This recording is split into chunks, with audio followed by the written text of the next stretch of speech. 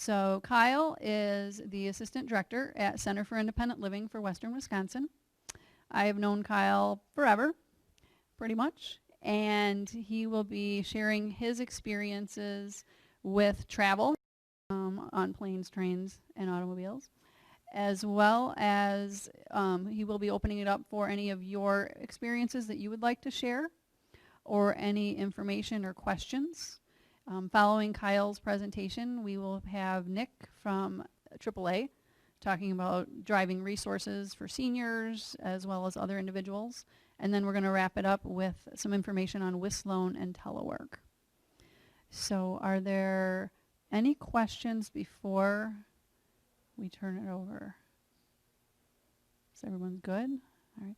And if you notice, I didn't put the chairs really close because I've been to conferences where all the chairs are linked together and then you're really, really close to people. So I left some elbow room. All right. So I would like to welcome Kyle to share his experiences with planes, trains, and automobiles. Thank you, Kyle. Oh, so many faces that I know. Yes, Laura, it's been almost 20 years now. Isn't that something? So, yeah. So, now a lot of what I'm going to talk about are based on my experiences, okay? As somebody with a physical disability that uses a mobility device.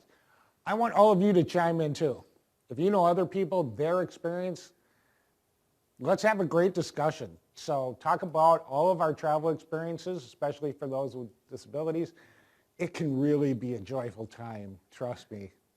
I'm going to talk about some of my wonderful ones. So let's start with, you're going to book your flight. Now, I always bring this up. Should you book online or a travel agent? The reason I bring that up, I have done both. Booking online has not gone well a number of times. I don't get the seat I want. For whatever reason, I got bumped to another seat when I get to the airport. I'm like, what the hell? So, do they know my wheelchair dimensions? A lot of times airlines want to know that. Right now, especially with the company and for personal, I found Red Cedar Travel in Menominee got everything. So they know my height, they know my weight, they know my wheelchair, they know the dimensions, they got everything. When she goes to book a flight, she's got all that information already. I don't have to worry about it. I don't have to hassle with that anymore. Trying to fill in the forms online, do you think they read them even sometimes? Oh, it can really be a nightmare. So think about your accommodation need.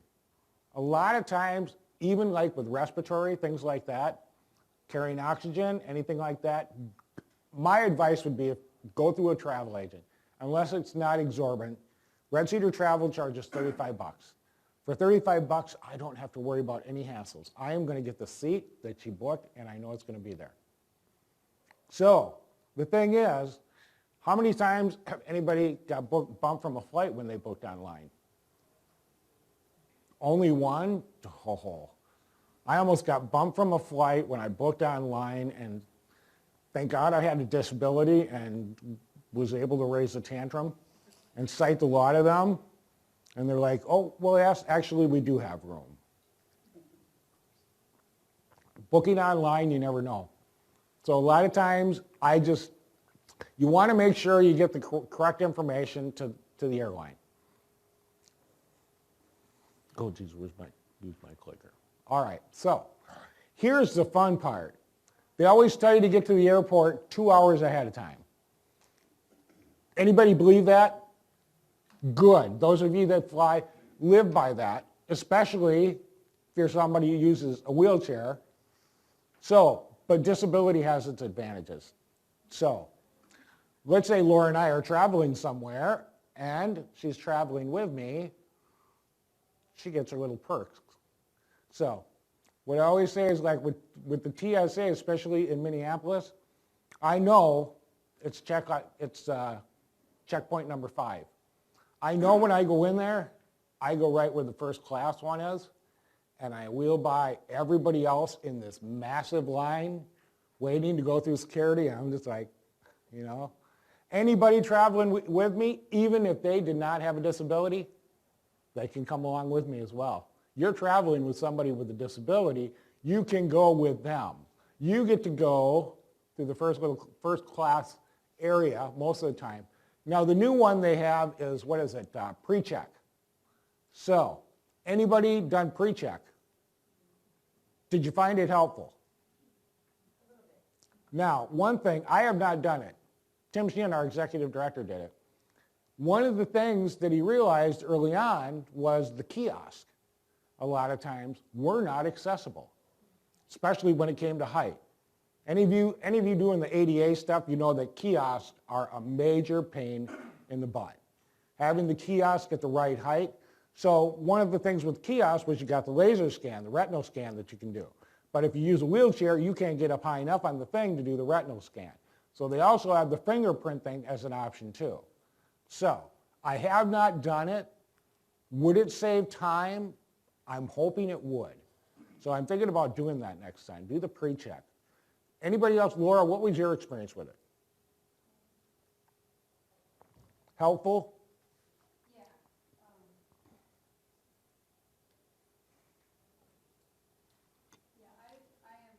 Yeah. I paid the money and did it, and I don't think I would ever go back. The Clear is now the one with the kiosk that is doing the retina scan. Oh, okay. And so pre-check, the lack of hassle without having to put all your liquids in a bag, without having to take your shoes off. Okay. So Clear now, they actually take precedence over that.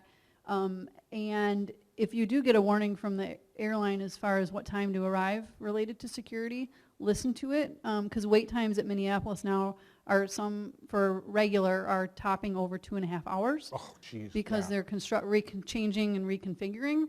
But that could happen at any airport. So your airline a lot of times now is texting to let you know what your wait times are. And sometimes it is more than that 2 hours, so just be aware.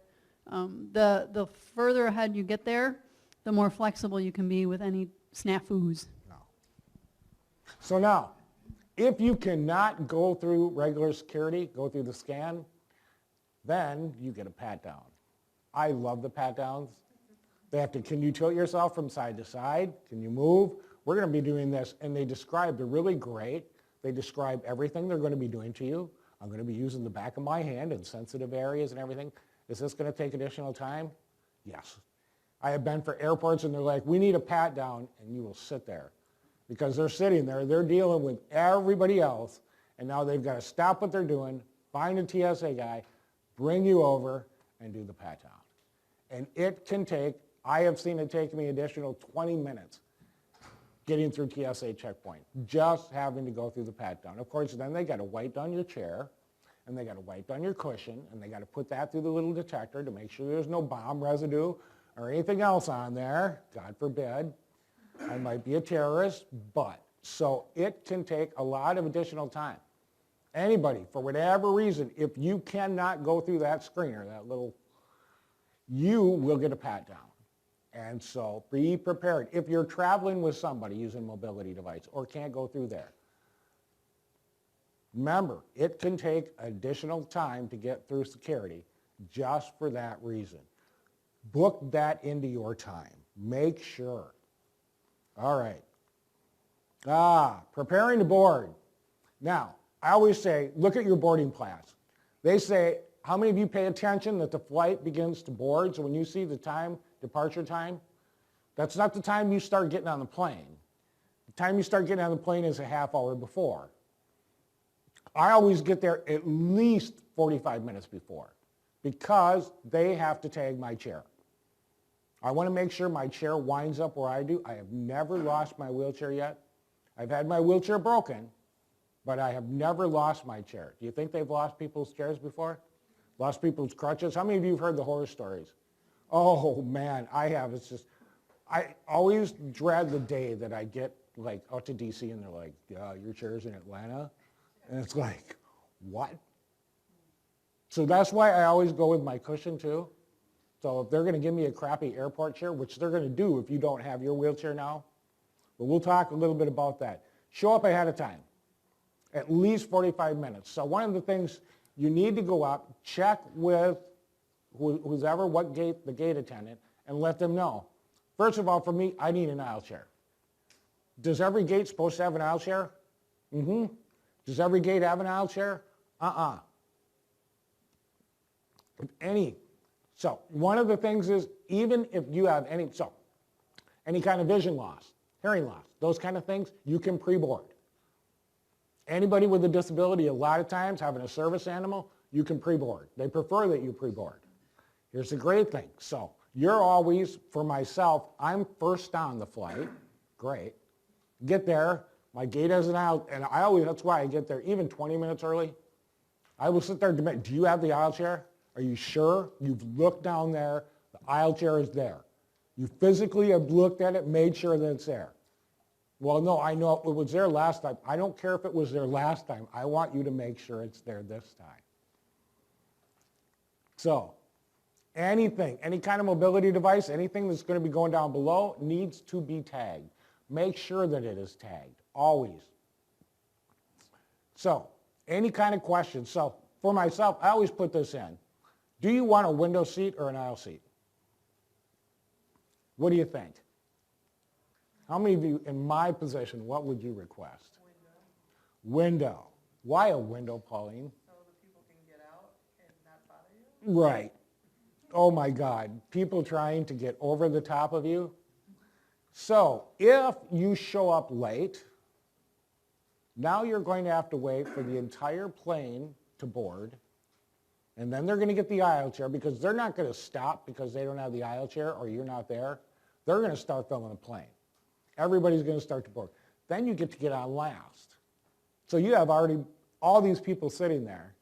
You have not been elbowed before at least 100 times. Try it in an aisle chair when everybody's sitting there. And in an aisle chair, they're really big and comfortable because they could just barely fit down the aisle. And you're going to have people just jamming you, elbowing you like crazy as you get down there. Always make sure. But like I said, if you're traveling with somebody with a disability, they can board early as well. So it's great. Take my bags, take whatever. A lot of times, flight attendants, for myself, my bags, everything else, what seat are you in? Great. They will take it to my seat. They will put my stuff in the overhead. So they are very wonderful. But always make sure, given the circumstances, get there early. All right. Things to think about. A connecting flight. So, your last off. I will never, ever, ever book a flight going through O'Hare. Ever. They have the worst attendants you can possibly think of. I have sat on an airplane waiting for a connecting flight at O'Hare. The cleaning crew has already come on, cleaned the airplane, and gone, and they're waiting, and I'm still sitting there for an aisle chair to come and get me. I missed my connecting flight one time by 10 minutes because I sat there, I swear to God, 15 minutes. And I'm telling them I got a connecting flight. They're like, somebody's coming. They're coming. They're coming with the aisle chair. Like hell they are. Avoid O'Hare. And if you are going to have a connecting flight, make sure you give yourself time. Remember, for somebody using a mobility device, I'm last off. I give myself at least 2 hours between a connecting flight. I am that untrusting of the airlines that I will make sure I have at least a 2-hour window between a connecting flight. By the time I get off the airplane, get to my next gate, and then, or if I got to get a bite to eat or anything else, use the bathroom, and then get to my next flight. Always make sure that you have time built in. And then be prepared for delays. Oh,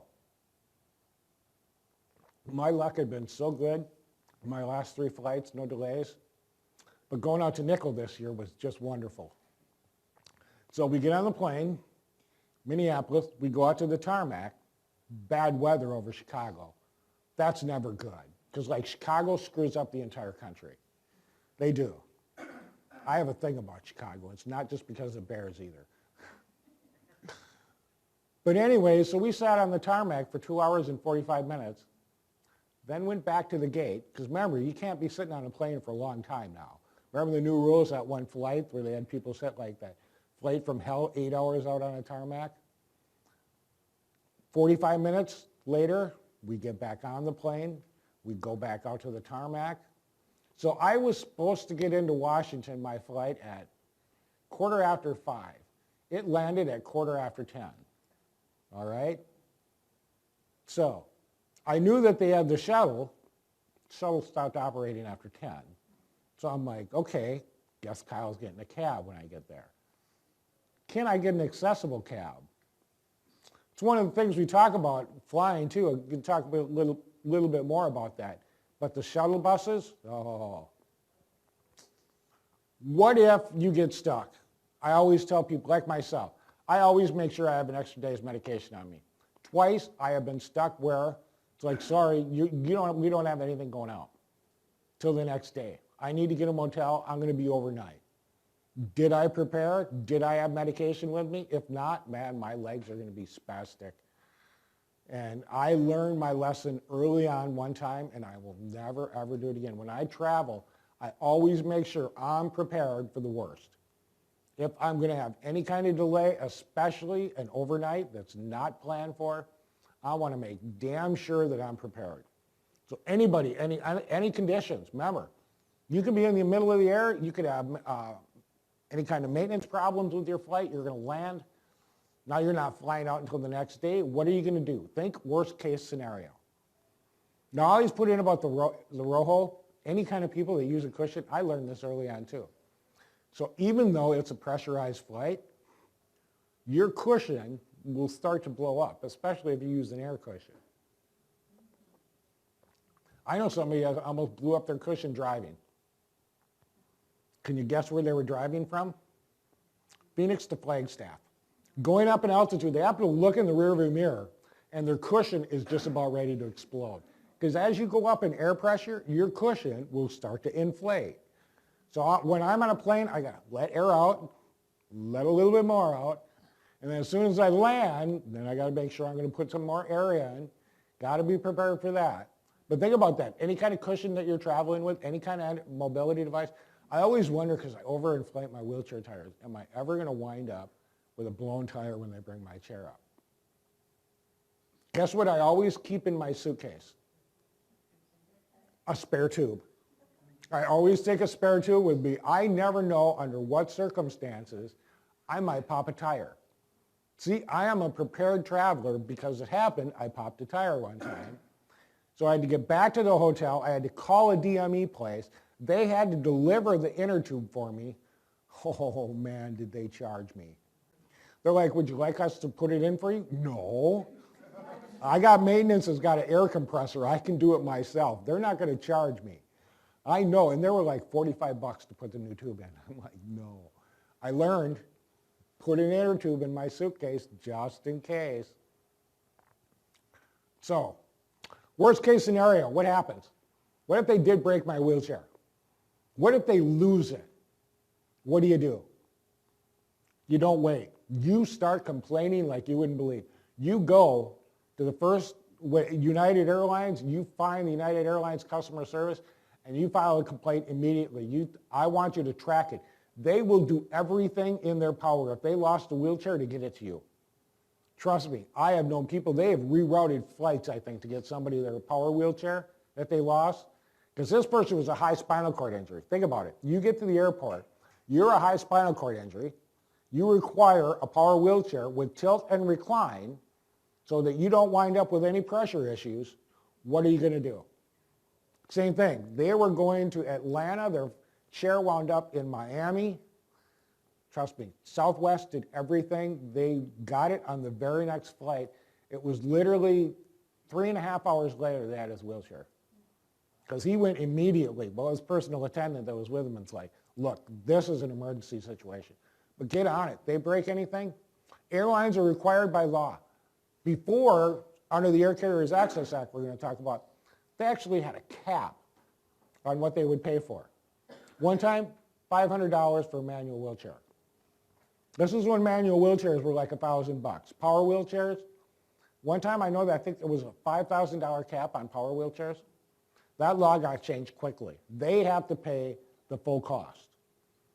But, so find your nearest DME provider. If they ever broke my chair, I'm going to find a DME guy. I'm getting a real nice high-end colors wheelchair that they are going to pay for, and they will. Trust me. They don't even fight it anymore. They have had so many complaints filed on them. that the airlines had kind of gotten out of hand. Now times have changed.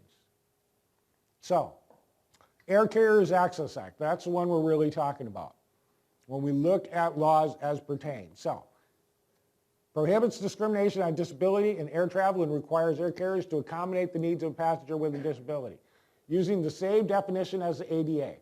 Physical or mental impairment substantially limits one or more major life activities, record of such an impairment, being regarded as having such an impairment. So, same now under the Air Carriers Access Act when they, here, anybody catch when I put in handicap? Like, Kyle, what are you doing? Put in handicap? This is from their website that I took this. So I emailed them at the DOT, who has authority over the Air Carriers Access Act. Remember, if you're going to file a complaint, know who to file a complaint with. So, carriers may not refuse transportation to people on the basis of disability.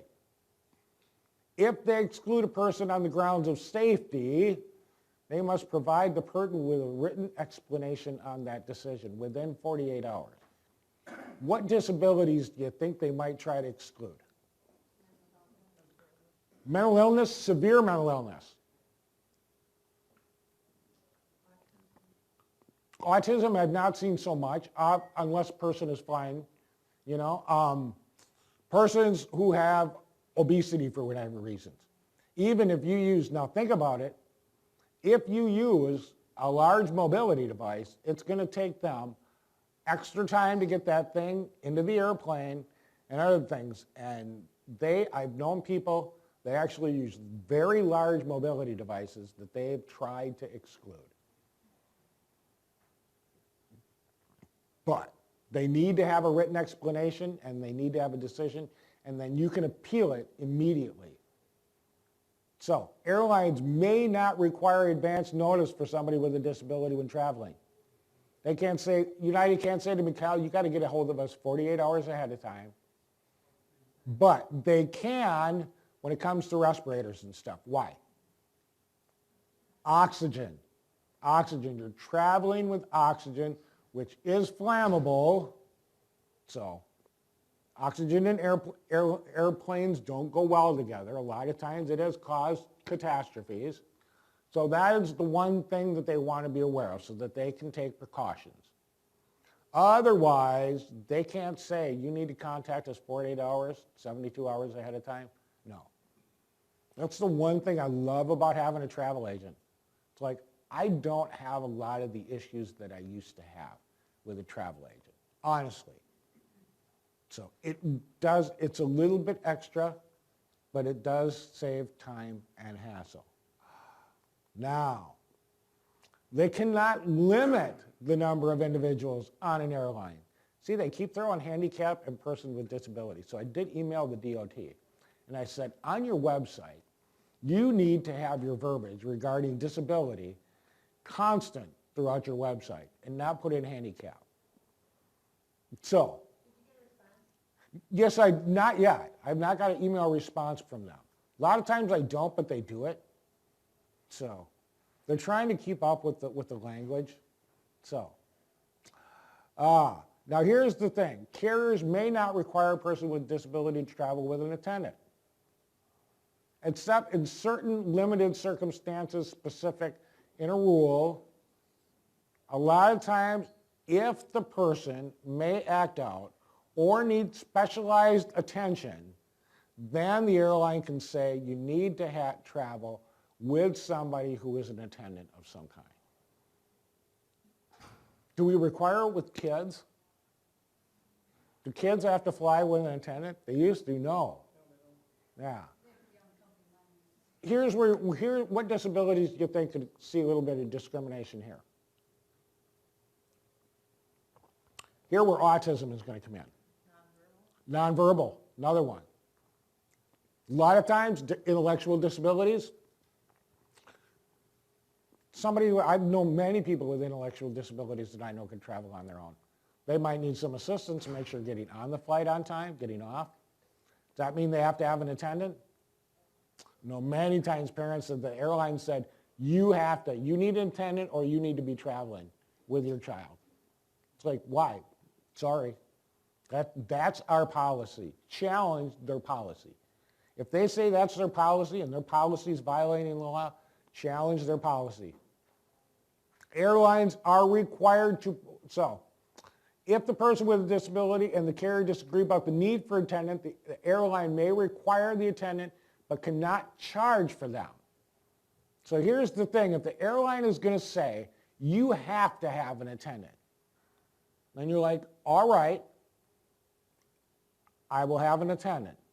But now airline, you have to pay for that person.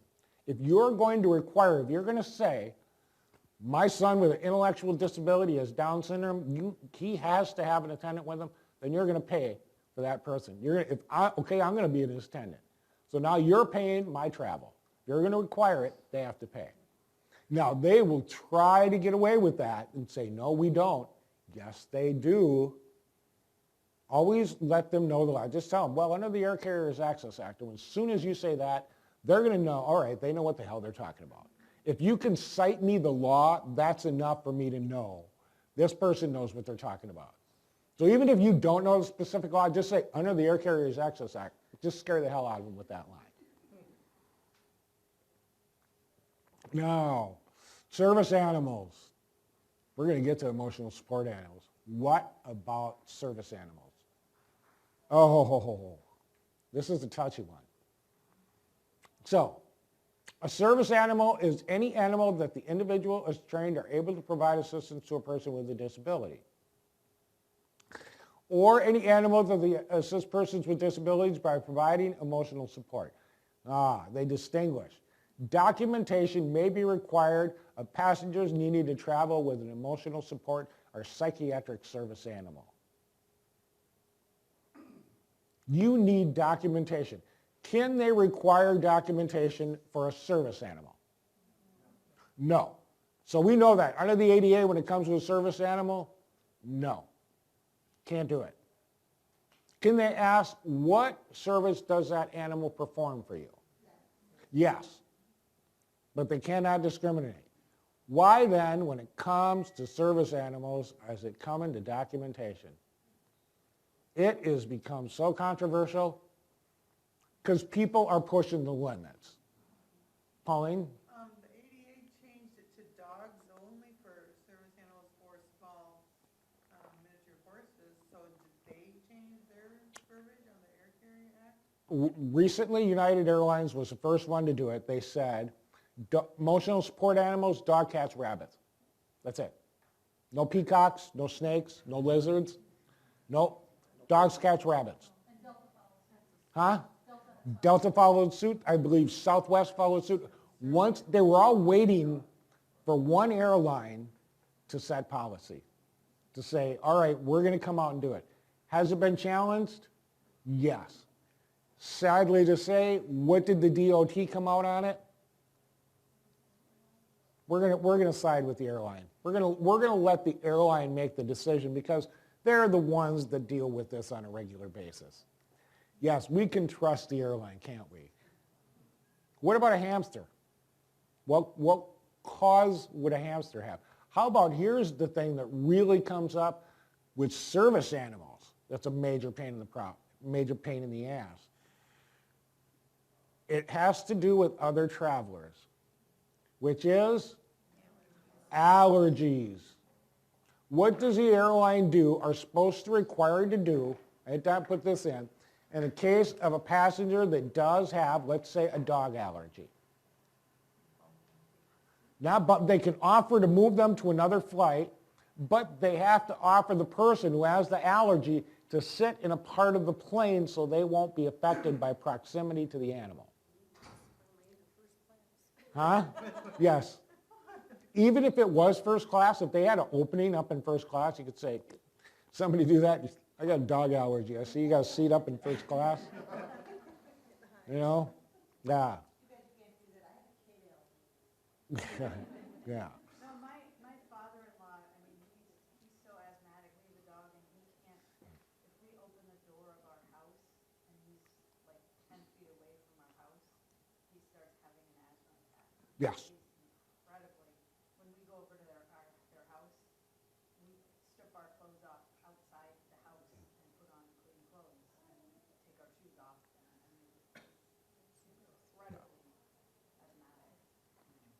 and anybody traveling who's got an allergy to dogs or cats, are you going to know if there's somebody with a service animal or emotional support animal is going to be on that plane? You don't. You don't know until you get there. And then when you get there, but the airline is required to do something. The airline can say, well, we want to move you away from proximity of the service, emotional support animal, move you to another part of the plane, and actually get somebody to switch seats with you. I've known them. I've been on a flight where somebody did that, and the person was like, I'll move to the back of the plane. I just can't be anywhere near this dog. And they went, but somebody willing to switch back there? And somebody's like, yeah. Took all of 2 minutes for the two people to switch to the back of the airplane. So I thought the flight attendant did a marvelous job handling that. Okay. Yeah. Wait, well, So, and I flew actually with the service dog I was training, and she was like shoved under the seat. Oh, And I mean, nobody on the plane, she was really good, and nobody on the plane would have known she was there until we got off the plane. and we've got a question over here. yeah. I was just curious if you know the reason why rabbits were chosen as the third animal? I don't know. I don't know where they They- came up with that. I don't. And I don't know if Delta does rabbits or not. Some of them I thought were just going to say dogs and I cats. believe the latest from Delta was dogs and cats. And then they also do, they also limit the number to overall of animals that can be on any given plane. So let's say I wanted to travel with my cats, just as I wanted to travel with them. They only allow like 2 overall per flight. You know, so they limit the number of animals overall on a flight as well, regardless of if it's a service animal or not. We know in some situations, I mean, the only one that truly recognizes emotional support animals is HUD for people living in subsidized housing, a variety of emotional support animals. So emotional support animals, they're new. They're new for people in the workplace. Anybody of course, how many people at your center have somebody that has an emotional support animal? Anyone that brings to work? No one? Oh, wow. I guess we are I thought we might be a little bit unique when it comes to that. So, which service animals are allowed in the cabin? So, we look at a wide variety of permitted in the cabin portion of the airline flying within the U.S. However, most service animals tends to be dogs and cats. Airlines may exclude if they are too large to accommodate in the cabin. So, I had a friend at Stout who, she had a seizure disorder and she had a service animal, and it was a St. Bernard. Now, she used to bring this St. Bernard. Yeah, see, Laura knows the person too. There is no way that Gizmo could have gotten on the plane with her. I mean, he was huge. Was he her emotional, a service animal? Absolutely. He was great. He could detect if she was having a seizure. Yeah, be right there for her, block her. You know, I mean, Gizmo was great. Then I can't remember her other one. But yeah, she's like, I want a St. Bernard. She's one, I'm short, and I know if I fall, I'm going to fall on them and they can take my weight. So, great choice. What do you think the airline would say? Oh, no way. What if they could cause a disruption in the cabin? Any other situation, the person is required to maintain their service animal. It's up to the individual with a disability to make sure that your service animal is not acting out, not biting people, not lunging at people. If your dog has never flown before, I had an individual I knew who was blind, who had his guide dog. Dog had never flown before, and the dog did not like the idea of flying, did not like to be down in the little cramped space right at his feet. So the dog was whining and carrying on the whole time. And passengers were complaining like crazy. The flight attendant, he said the flight attendant was great. They're like, look, I know he's like, I'm scared. I don't know what to do, okay? I'm trying to do the best I can. But as we know, travelers these days are really patient, aren't they? Yes. They are just such a tolerant group of people. Yes. So, what about if they cause a significant disruption in the cabin? What do you do? if you're in the middle of a flight and the dog is acting out? Huh? Can you offer the, yes. So, what about a foreign country? Here is where it pertains like any other animal that you are taking to a foreign country. You need to have all of the papers, all of its up-to-date shots, everything else. You need all of that documentation. And they require quite a bit. Have you ever flown foreign? Is this on? I had a friend who flew to Hawaii with her 4 cats because they were relocating. And the cat, they have some country, and that's not even a foreign country, but they require a quarantine period. And so a service animal is going to be treated the same Yes. as it's an animal entering a country. So you would have to know ahead of time whether you're going to be without your service animal due to quarantine rules. Good point. Know what the rules of the country are you were going to. But they treat a service animal like they do any other animal, even if it's an emotional support animal. You need all of the required documentation. I have heard that before, that many countries have a quarantine period. 48 to 72 hours that the animal must remain in a quarantined area before you can, now, that would be tough.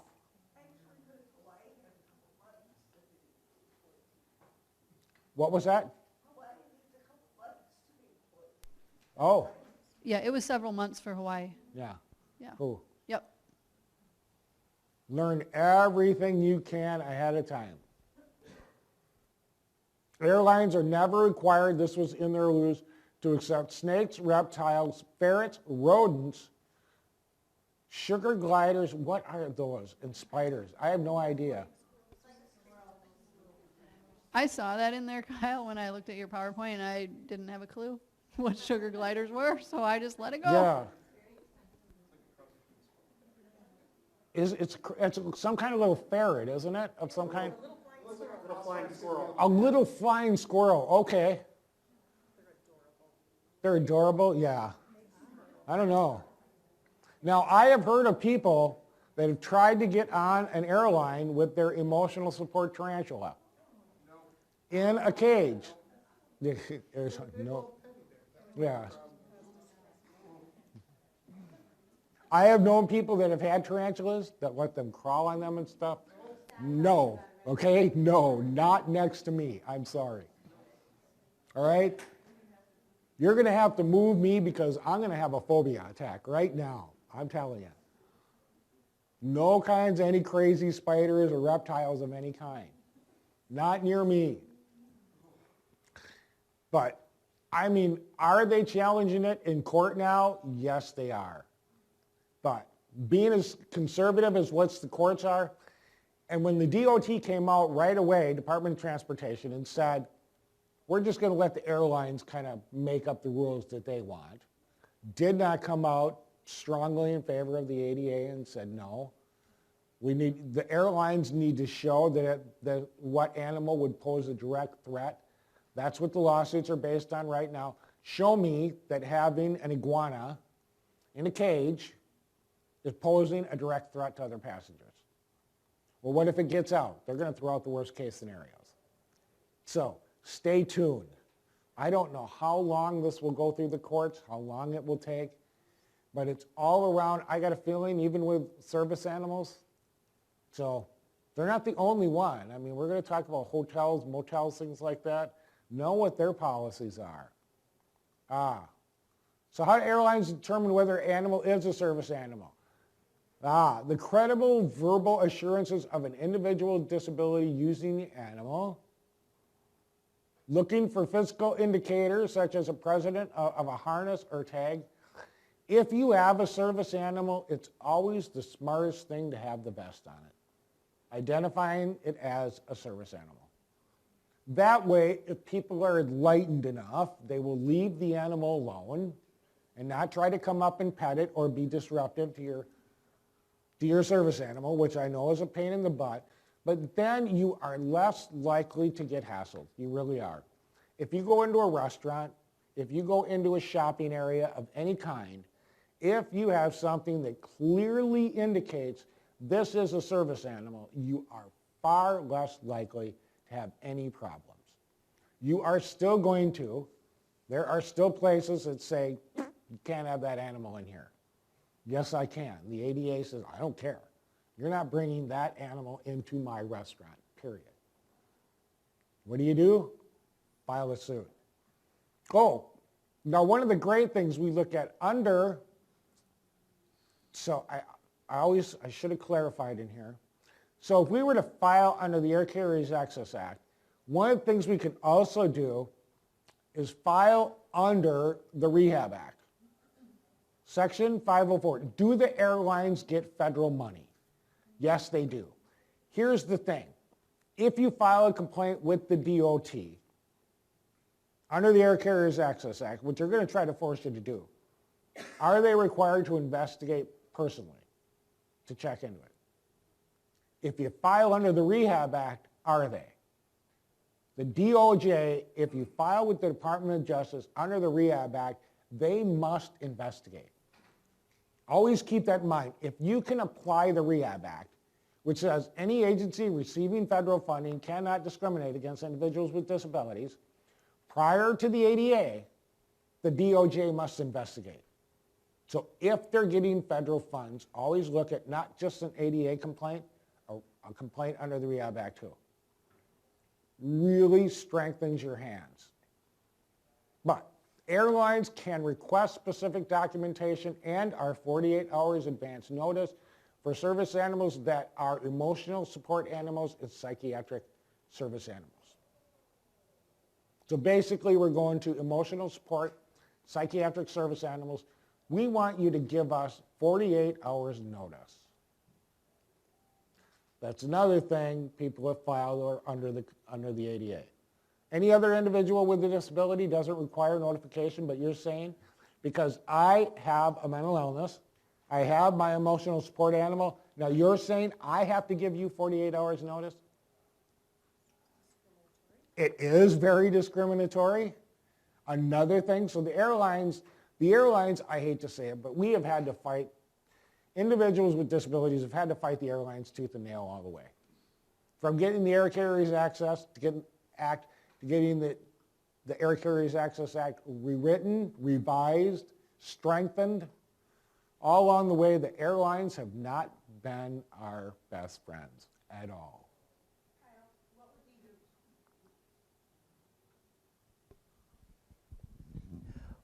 What is the reason that they give for requesting 48-hour notice? They don't. They always fall back on, they want to know if the animal, what the animal is, what the emotional support animal is, and then if it might be a threat to passengers, other passengers. So, they're getting real restrictive. They tightened up right away. Yes? The animal have to be... Wait, hang on. Okay. Do you have to have the animal under your seat in a cage? Do you have to buy an extra seat? No. You have to have the animal under your control. The animal can sit like any service animal between your legs. A lot of times it'll be in the little seat, kind of in that little cubby hole in the seat in front of you. But most people I know with service animals will have it right with them. If you have it in a cage, you can put it down at your feet. Yes. You can even have it on your lap. But one of the things that they'll say... But not during takeoff and landing. I was just going to say, Laura stole Because my it has to thunder. be a Yeah. safety issue. But not during takeoff and landing, or if there's any kind of turbulence, or a seatbelt, when they have fastened the seatbelt sign, the service animal has to be off your lap and down at your feet.